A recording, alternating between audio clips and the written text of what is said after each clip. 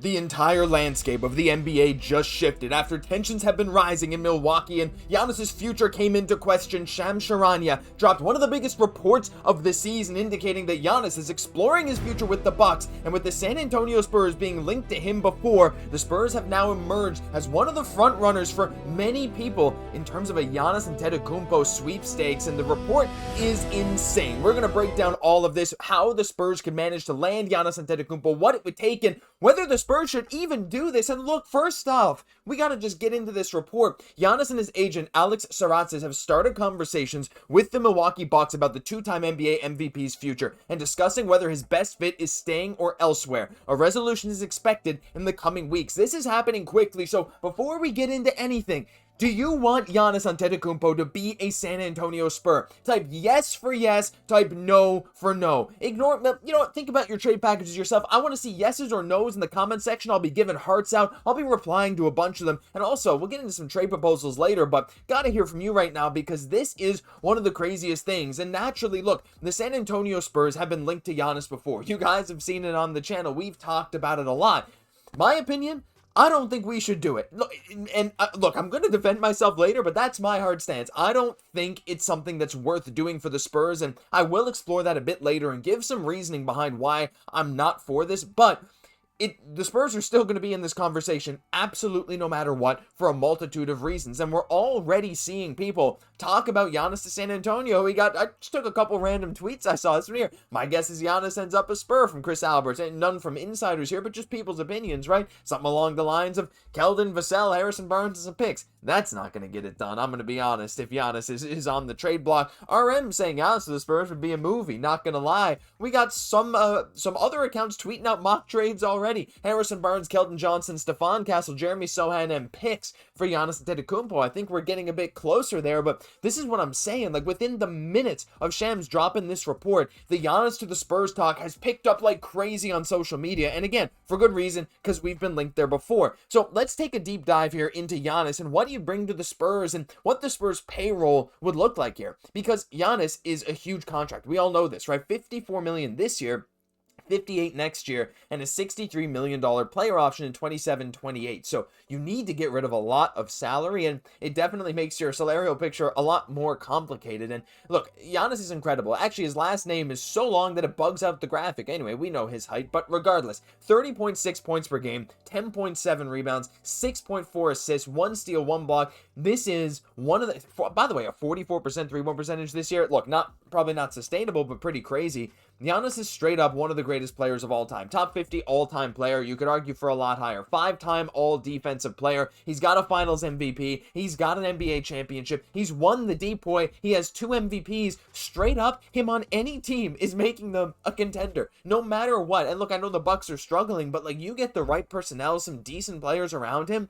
it's absolutely a team that would be at least one of the favorites for a title. And if you add in what is projecting to be one of the greatest defenders in NBA history in Victor Wembanyama, how do you look at that and not say, geez, who is scoring on this team, right? How do you say, like, wow, yeah, and I don't know, the fit's questionable. I would agree. I don't know if the Spurs are really going to do it with him. The Spurs right now are 6-2 without Vic and Stephon Castle. Like, I think Giannis on the Spurs makes the Spurs better. But there's more than one reason why I just don't see this happening. And look, right now the Spurs have a ton of assets. And this is why, again, I think it's very feasible. We got picks, we got pick swaps, we got that Atlanta thing, Bulls pick, Celtics, and we got the Mavericks there in 2030. So there's a lot of leverage that we have now, especially with the Spurs turning a corner, looking to be like a top 4 or 5 seed in the West this year. Our draft picks are becoming less and less valuable, which is why having other teams' draft picks is very good, not only for ourselves to sustain our success, but also to give to other teams if a kind of big trade like this falls in our laps. So look, the Spurs have already decided to make big moves, bringing in De'Aaron Fox last year when Shams said the same thing, that the Kings were open to exploring trading him, and now that Giannis is, right there. And again, the Spurs were expected to be a team to watch. The Spurs had made some calls. The problem is what the trade package would be, and I'm going to circle back to this one here that I saw, and I think this is maybe getting kind of close, but even this right here, you got $16.5 million tied up in Castle and Sochan, and then you got $36.5 million between Keldon Johnson and Harrison Barnes. So you're getting close to that Giannis money, but when you look at the Spurs payroll here, making room for him long term is hard, especially because next year, De'Aaron Fox's contract is going up by $13 million. Harrison Barnes is coming off the books.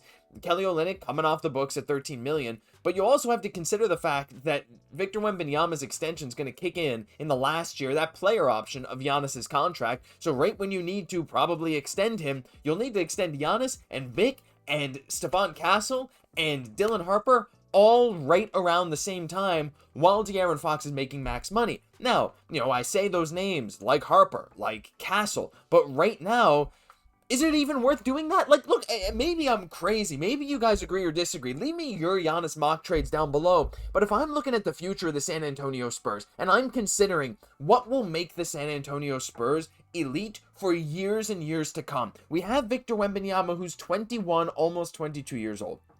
You want to maximize every year he has. So on that end, it's like, bring in Giannis. You can easily try and get a title right now. But it's going to cost one of Castle, Keldon Johnson, Harrison Barnes. It's going to cost one of Castle or Harper. And I think Castle's the guy that a lot of people are talking more about. And look, whichever one you'd want to give up in a trade, whatever. Like, maybe it is Castle at this point. I'm pretty high on Dylan Harper, but they're both insane. They're both so good. Giving up one, maybe two of these guys, plus some depth like Keldon Johnson, who has been so good off the bench this year playing his role for a couple of years of Giannis. Like, there's no guarantee he even opts in 27-28. He could look for a bigger contract, a longer term extension as he gets past 30 years old. He's like 31, 32, he'd be 33, 34 around that point. So he'd want that long term 4-year, 5-year extension, whatever. Just get him there into his late 30s and make as much money as he can. So you're really only guaranteeing 1.5 years of Giannis. Yes, he could opt in or extend. That's true. But if you're giving up guys like Castle or Harper, and look, I'm not saying I wouldn't do Castle for Giannis 1-for-1. Of course I would, right? Like, I think that'd be crazy to say no. But when he's part of a bigger package and you're looking at a Spurs team that you want to have like perennial success, to me, it's like, I don't know, Castle and Harper, along with Wemby, along with Fox, it makes a lot of sense. And I understand, too, like, having De'Aaron Fox does make some of these guys expendable. Like, having De'Aaron Fox would make either Harper or Castle more expendable than in the past, so you'd be a little less hurt giving up someone like that in a trade for Giannis.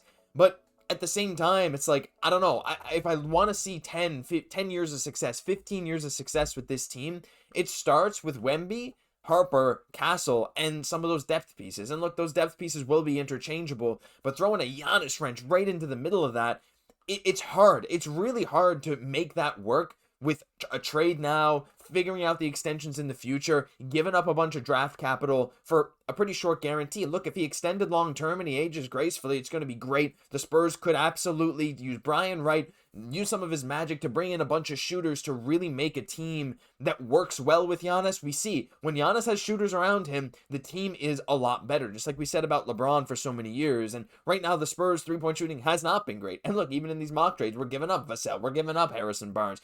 Basically the only shooting on the team to bring it, well, not the only shooting, but some of the only shooting, some of the top end shooting to bring in a guy who can't shoot. So yeah, I know Giannis' 3-point percentage is higher this year, but look, let me know your thoughts, because to me, I don't see this going down. But if Giannis is getting traded, all of a sudden, like, look, they're going to be fielding a ton of crazy offers.